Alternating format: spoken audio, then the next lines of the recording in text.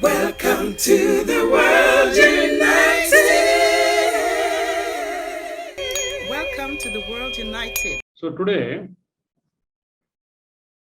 instead of our regular schedule on Nikola Tesla, we are going to have a talk on Guru Purnima and its significance.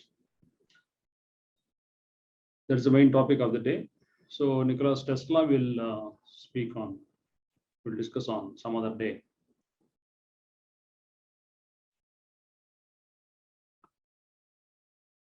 Guru Purnima, which falls on the full moon day of the lunar month of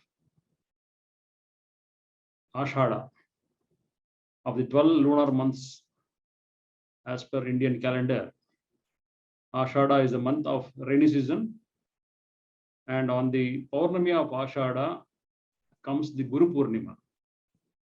Guru Purnima is a very, very special day of all 365 days of the calendar year, because as per the tradition of Indian spiritual history, all the initiations whatsoever into Upadesha, initiation into the tradition of sannyas, initiation into various traditions of spirituality, various schools of spiritual thoughts, all these have been happening on this day. Among them, even the most complicated, very complex, very long association with Guru, like Naga Baba initiation. Naga Baba initiation also happens on the Guru Purnima. The person who is supposed to become Naga Baba has to relinquish his home, his occupation, his possessions, including the clothes. He is supposed to use only loincloth on the first day of initiation, that is Guru Purnima day.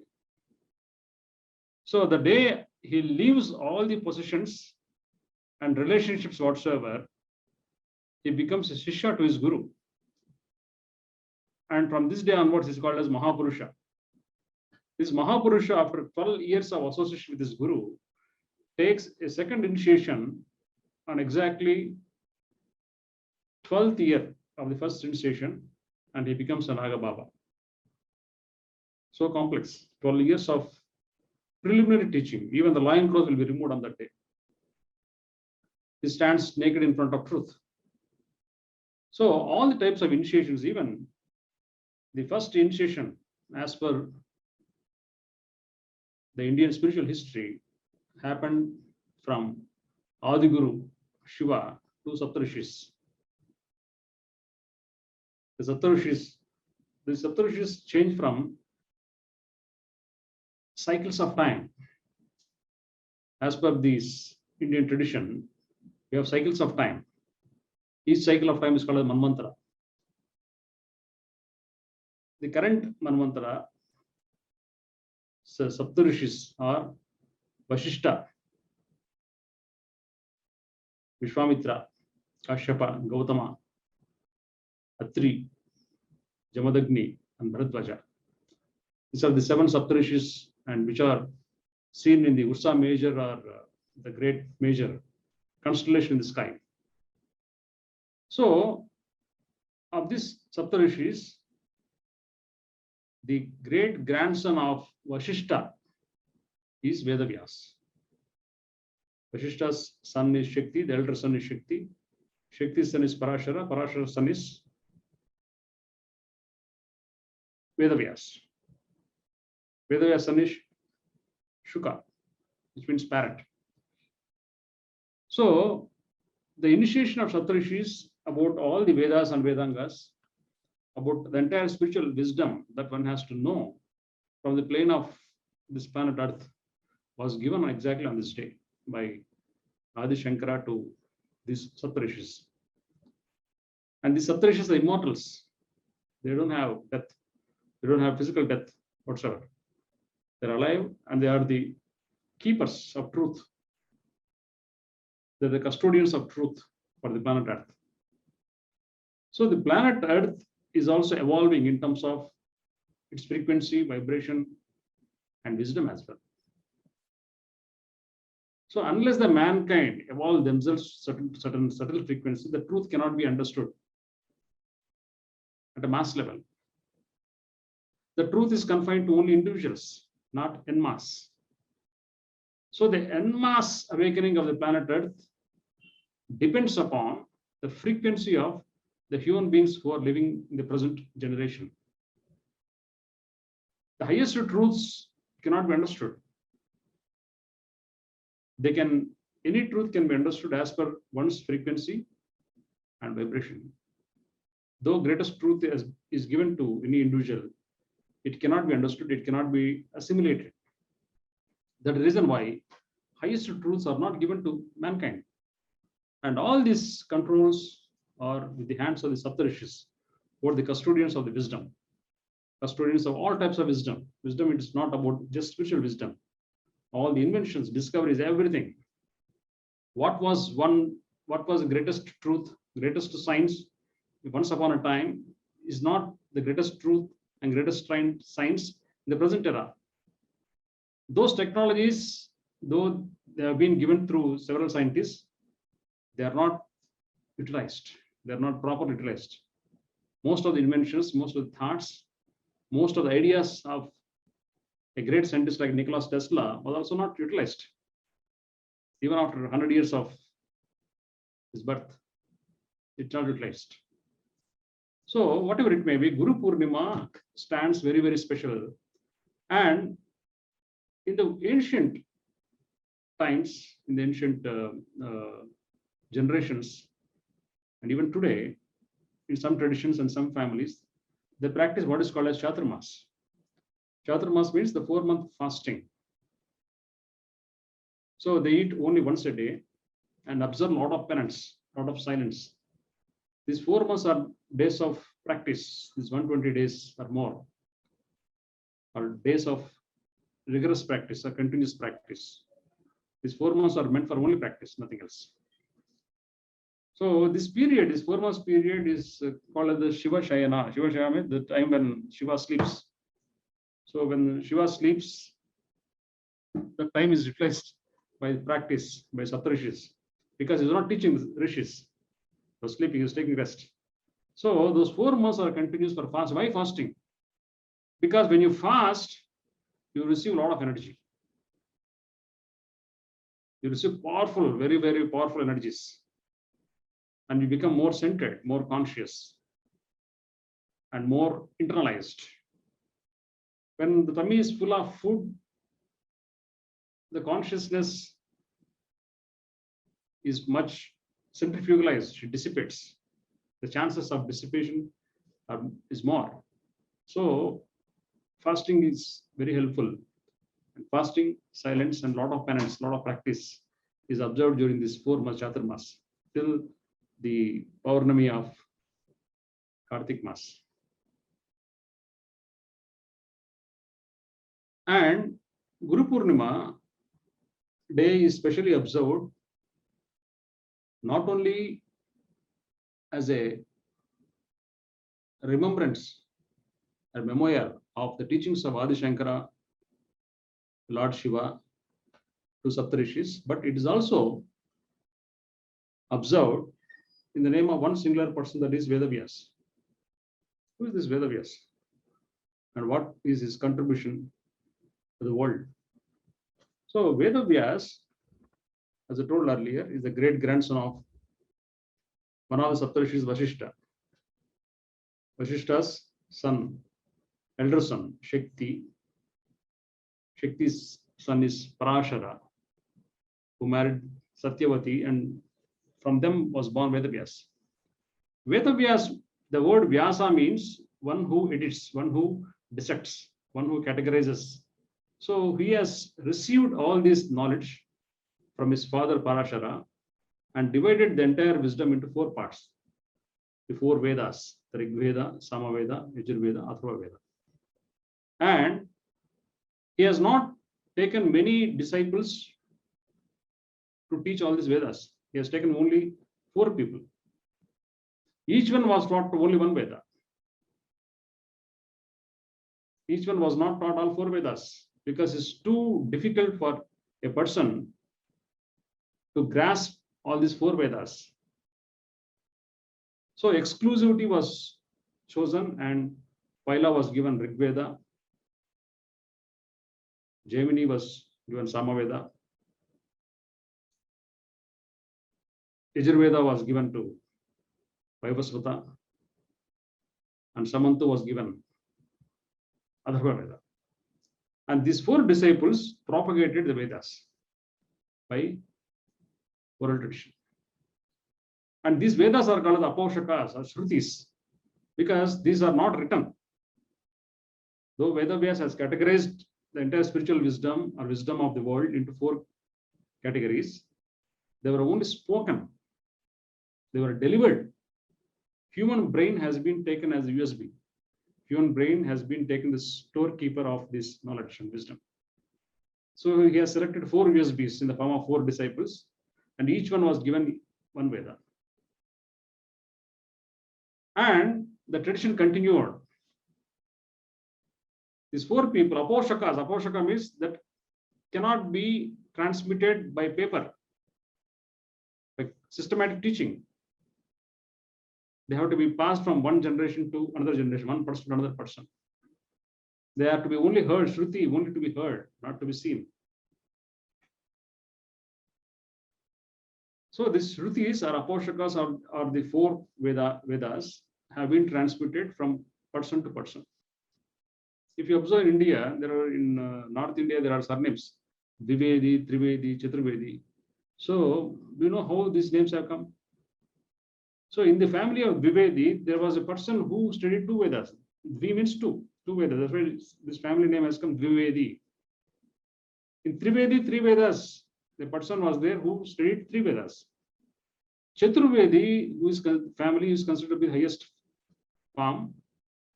So one of these guys studied 4 Vedas. That's why it's called Chaturvedi. So still, the family traditions have been continuing as Dvivedi, Trivedi, and Chaturvedi.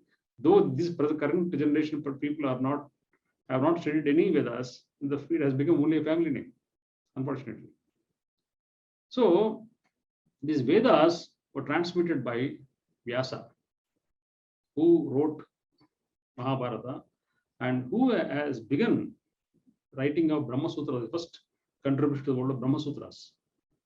Brahma Sutras means the Brahma Vijnana, Brahma and his wife consort Saraswati, they have given the first human being to the world, Manu, the first female, Shatranu. So like Adam and Eve of Christianity, we have Manu and Shatranu, the first male and female of the world. From them, the entire generation has come. So the Brahma Sutras, the Brahma Vijnana, was on this special day, the Ashada Purnima, Veda Vyas started writing Brahma Sutras. He started writing.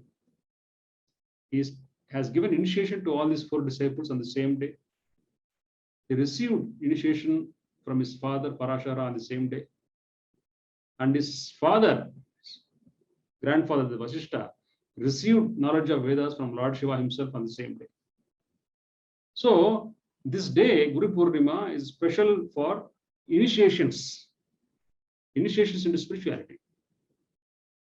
The reason why there is some sort of intensity. I don't know how many of you have taken initiation of anything from any guru. Initiations in Himalayas are very, very intense. Very intense. For example, let me speak about Swami Rama because he's one of the most popular Himalayan yogis, Neem Karoli Baba or Swami Shivananda, so many other people. These are the people who are very, very particular about abdominal breathing. Once the breathing doesn't happen in the abdomen, with ease, with comfort, with relaxation, they won't initiate. Swami Rama's way of initiation is to add a sound to inhalation and exhalation, to keep him engaged. And he used to tell his disciples to keep on chanting the mantra continuously while eating food, by doing so many things as much as possible. And he used to give this Japamala 108 for counting things to few people. But overall, the initiation was about abdominal breath and sound. Sometimes he used to give sounds like 1, 2. When you breathe, inhale 1. When you exhale 2. That's all. For Muslims also, he used to give initiation. He says, who? Who is the most sacred sound in Sufi traditions? So he says, who? For commoners, he says, Soham. Inhale so, exhale hum. So different type of religious faith people also, he used to change the sounds and its patterns. They were never the same. But the most common sound he used to give is Soham. And to African people also, he used to give sounds of African origin so that they get tuned. And how to give initiations, he also trained some of the disciples, like Swami Vedabharati and so on. So Swami Rajagiri Tignate and so many, Swami Granananda. He has given knowledge of initiations, how to initiate. Swami Rama himself took Naga tradition, and with loincloth, he traveled with his guru, the Naga guru, not the original Bengali Baba guru. And because he thought that it is too hectic and cumbersome, he stopped in between, came back and started wearing full clothes and led normal life. He was even married and had children, and left the family and became a full-time sannyasi later. That's a different story. But the most important thing is, what I want to emphasize today is, the initiations happen only when abdominal breathing happens with ease. The mastery of breath is that when the breath happens only in the abdomen, relaxedly, 24/7. Only when breath happens in abdomen, then only it is called as mastery of breath, not otherwise. Chest breathing was never encouraged by Swami Rama. If the breathing is not proper, that means not abdominal nature, he never used to even entertain. Not only Swami Rama, many of the Himalayan teachers. What we are calling as Hara, the Japanese word, he used to call Hiranyagarbha. He says Hiranyagarbha is your teacher. Your center is your guru. Unless you catch hold of the center, you can't understand anything. Because what comes from within alone has clarity, full clarity, total clarity.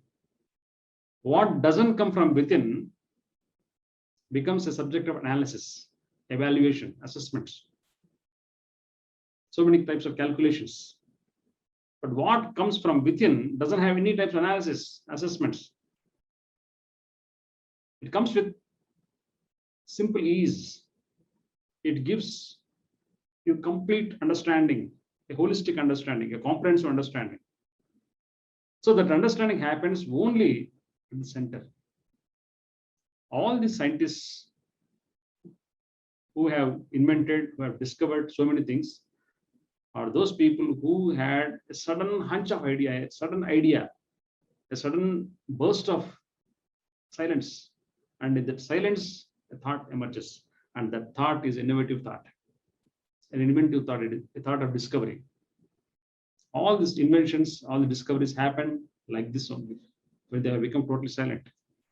When they were continuously thinking, working, analyzing in their work, they never got these ideas. So the silence has become the source of creativity.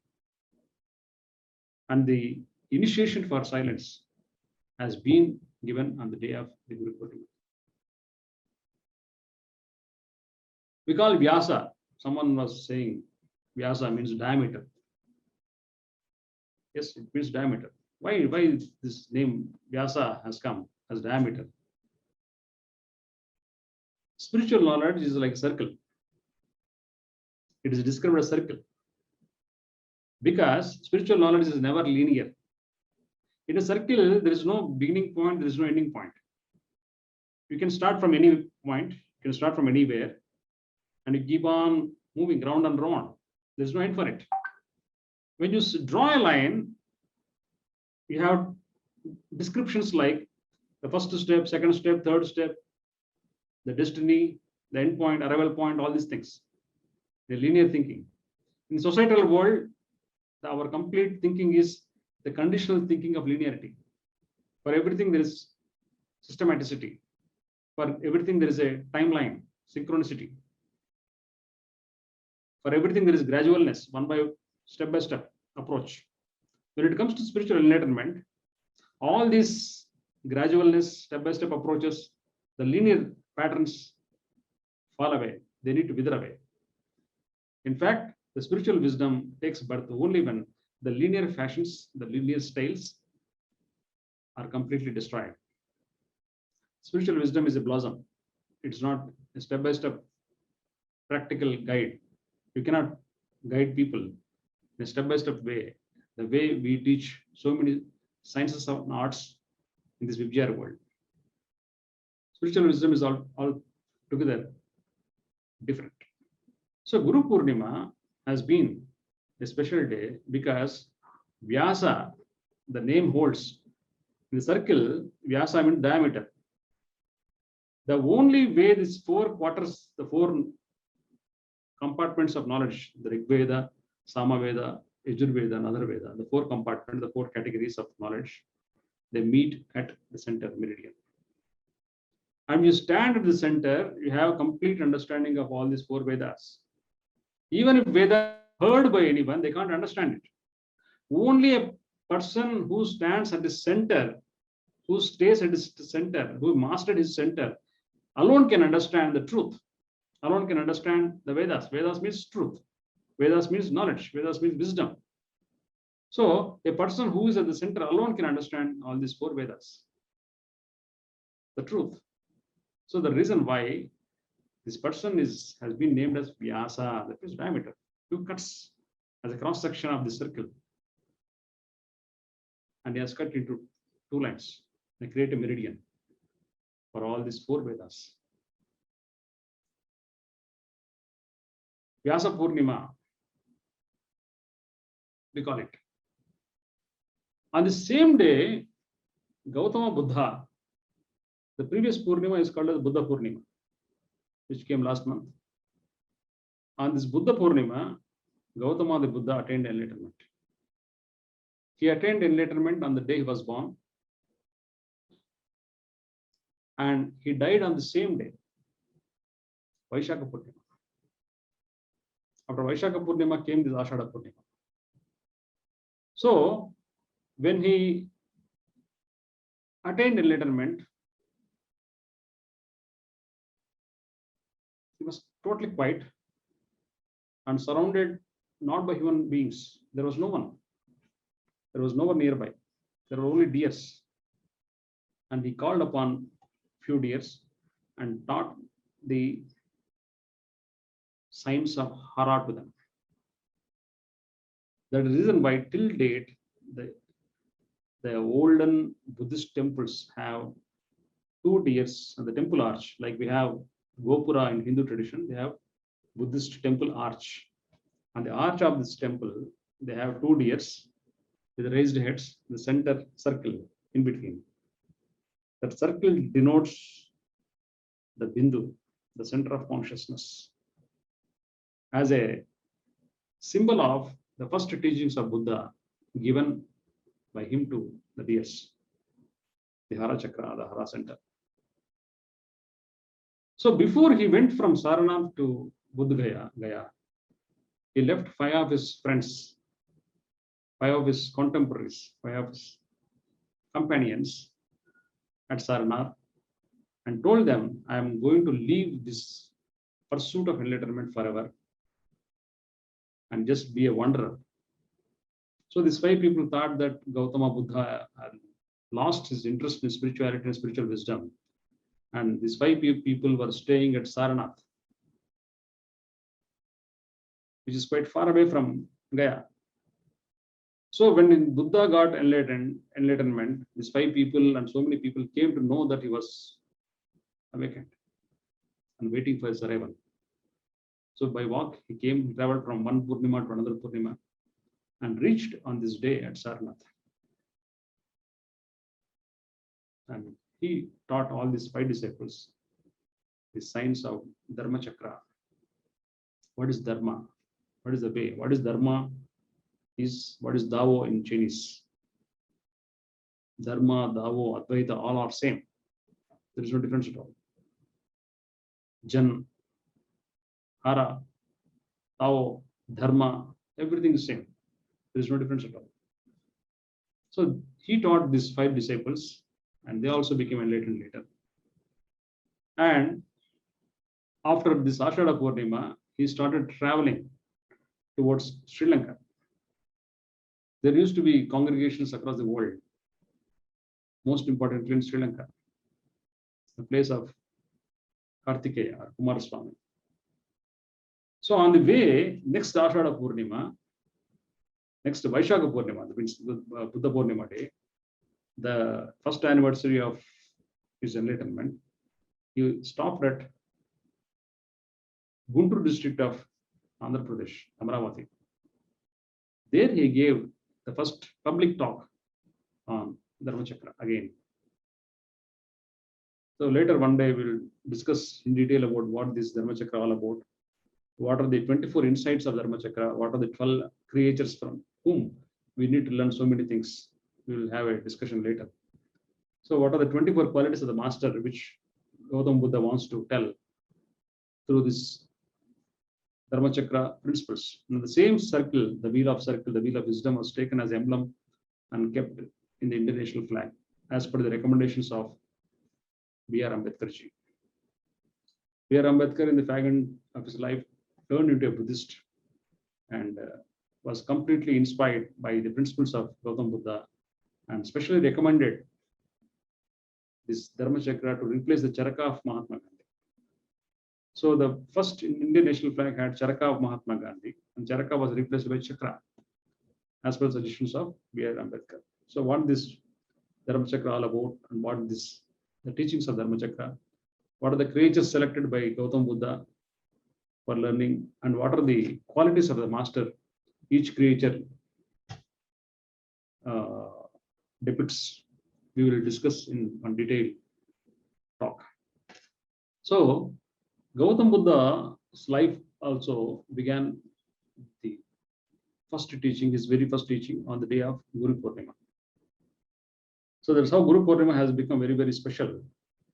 So today, for a few minutes, for 5 minutes or so, we will practice the meditation the way Gautam Buddha explained. He called it as Anapana Smriti. What was Anapana Smriti in Pali language has been called as Anapanasati. Ana means inhaling, Apana means exhaling. Smriti means the memory of consciousness, the memory of centeredness. What is Smriti in Sanskrit is Sati in Pali. So it is a 7-step process as per Gautam Buddha. It begins with Ganana, the counting of breaths, and reaches the 7th-step Mahaparishuddhi, that means complete purification. So in between this, there are another 5 steps. We'll start discussing about that, start practicing about that. So I request you to close your eyes, drop your shoulders, and keep your hands like this, a small gap between the thumbs. Keep it on your lap.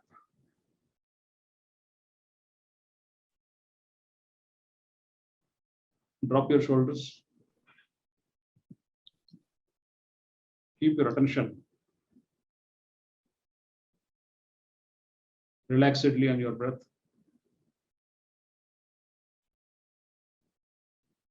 No concentration special is required. No efforts are really required. No seriousness is really required. Everything should be in a total relaxed way.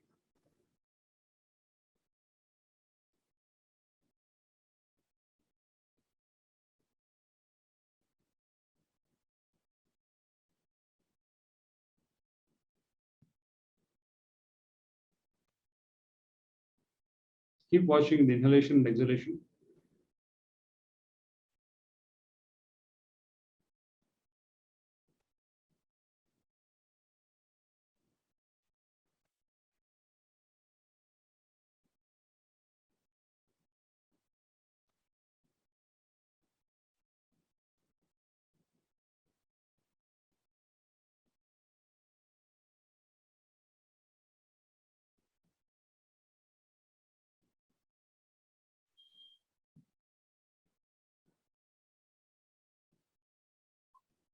Keep your nose and nostril in one straight line.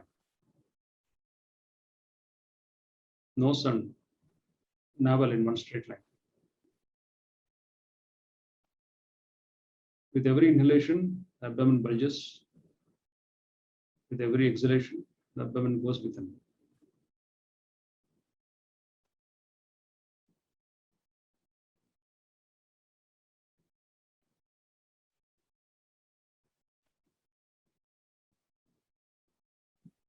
Exhalation is very important than inhalation.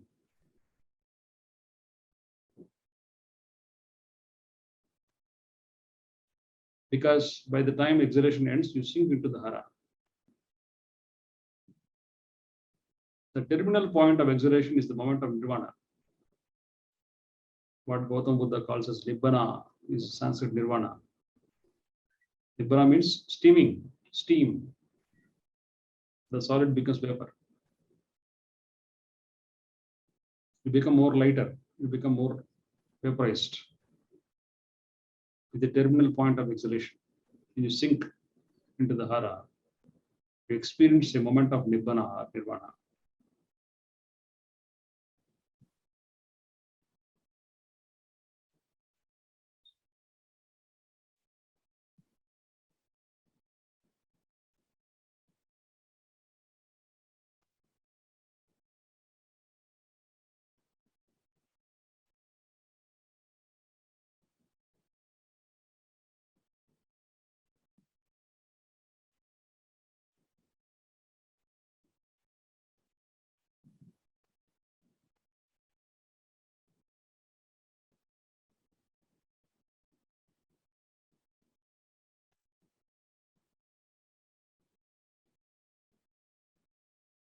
The word guru contains two words. Gu means ignorance or darkness. Ru means termination or termination.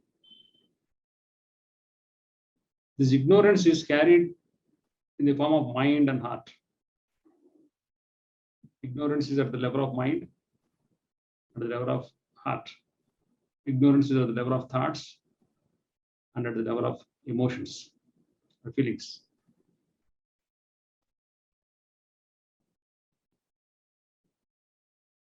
Ignorance is nothing but stopped learning. When the learning is stopped, you become ignorant.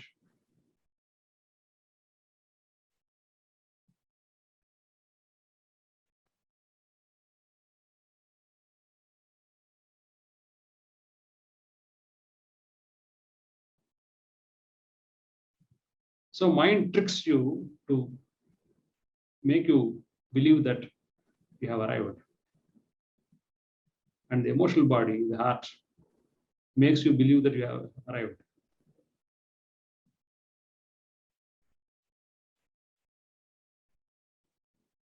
So the mindfulness or the heartfulness, if we try to focus separately, they're incomplete and full of ignorance. Ru is the center of light. It destroys all types of ignorance in the mind and heart. It destroys all types of darkness existing in thoughts and feelings. It eliminates.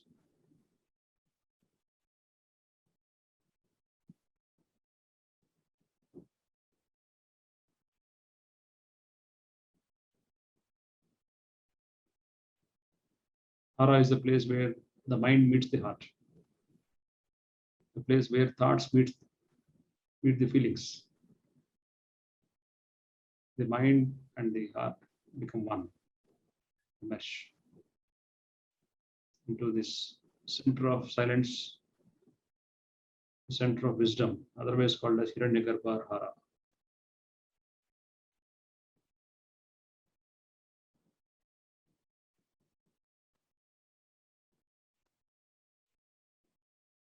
Breathing has to be abdominal nature to understand the center of consciousness.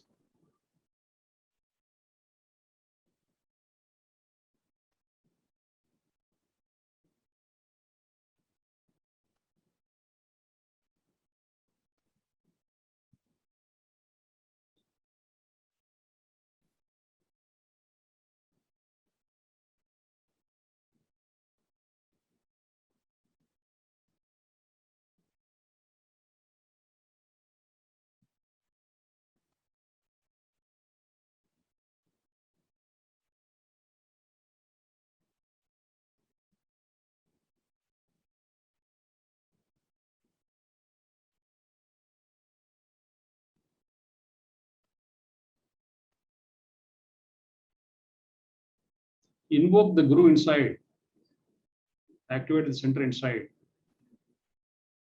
be at your meridian, be internalized.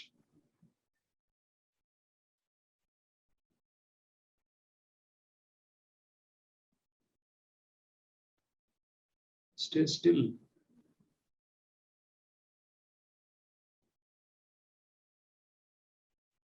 This is what is called Sthita Prajna. Sthita means stable, Prajna means consciousness. Consciousness which is still, unwavering.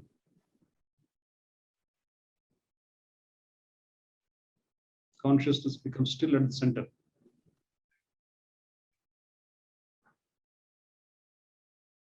When you catch hold of this way, this is what Gautam Buddha taught his 5 disciples on this Purnima day. This is what Lord Shiva taught the Saptarishis.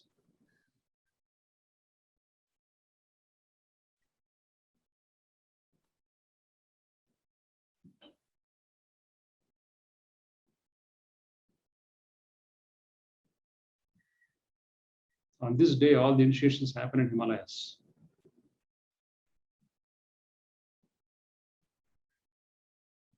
In most of the spiritual traditions.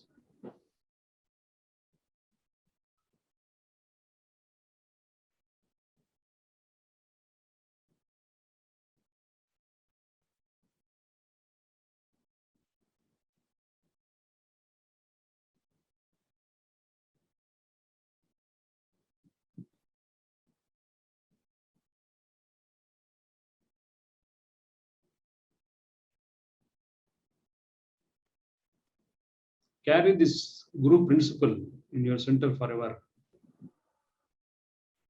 The elimination of all types of ignorance and darkness, the mind and heart, to make it more clear, purify it.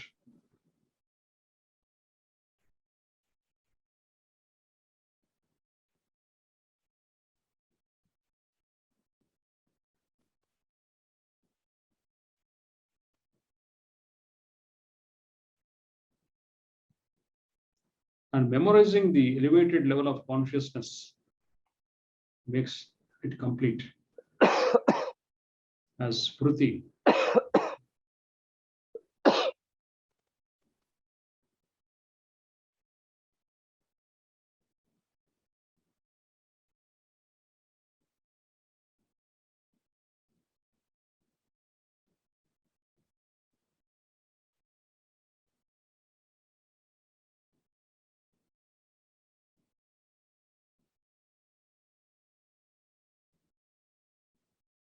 the experience of silence should go into the memory,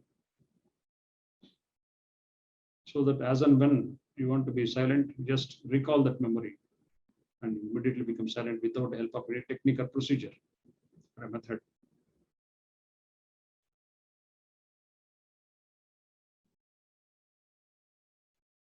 Just sit quiet and think of silence, you become silent.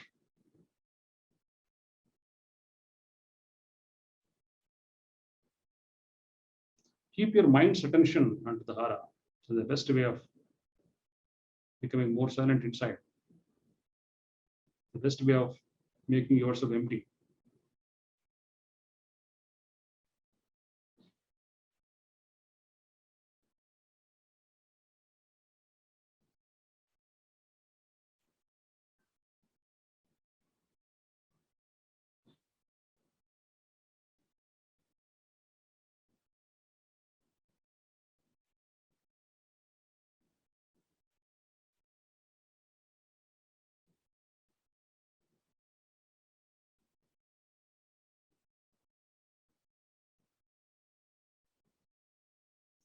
Slowly open your eyes, but the mind's eye should be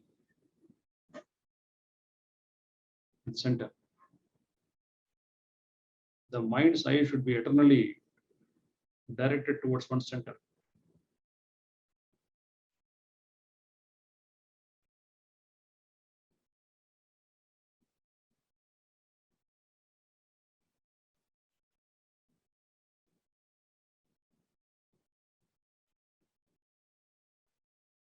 Thank you very much.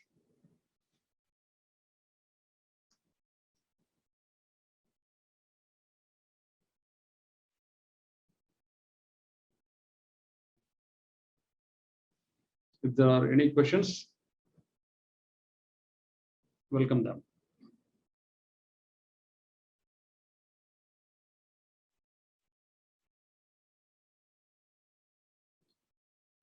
Next week, we'll talk about Nikola Tesla, which is supposed to be on this day. Very great scientist, an enlightened scientist. What were his thoughts, his contributions to the world, not only from scientific perspective, but from spiritual perspective, his procedures of practice. So we'll have a glimpse about his wisdom, the wisdom of Tesla, next week, next Saturday, same time, 6 p.m. So today, if there are any questions, we'll go ahead, otherwise we'll close it.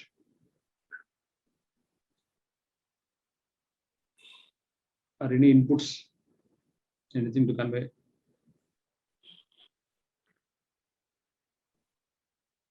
Yeah, all this information about the Vedas and Vyasa and the diameter, that concept, plus all the information, whatever you have given, is this is new to us rather.